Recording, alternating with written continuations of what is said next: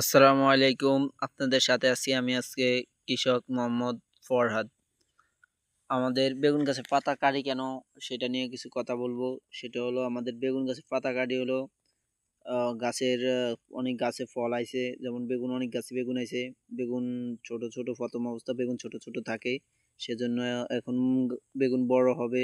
গাছের পাতা যে শক্তি খাইতো এখন বেগুনে সেই শক্তি খাবে। তো এখানে অনেক প্রচুর পরিমাণ গাছ আমাদের। গাছে যেই হাতে যেটা দেখছেন এটা দিয়ে আমরা এটা হলো আর কি খাজুর গাছের একটা সোয়া নিছি, সোয়া দিয়ে ব্লেড দিয়ে বানাইছি আর কি, হাতে যেন কোনো ক্ষয়ক্ষতি না হয় সেজন্য। তো সবাই তো ভালো আছেন।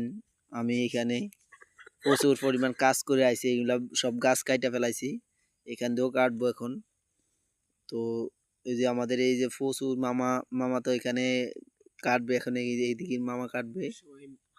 তো এগুলি তো মামা কাটে, মামা হাত দিয়ে সোলাইলে তো অনেকে পারেন হাত দিয়ে সোলাইয়া কাটতেন, তো হাত দিয়ে সোলাই কাটলে আমার গাছের ক্ষতি হবে, তো ব্লেড দিয়ে কাটবেন।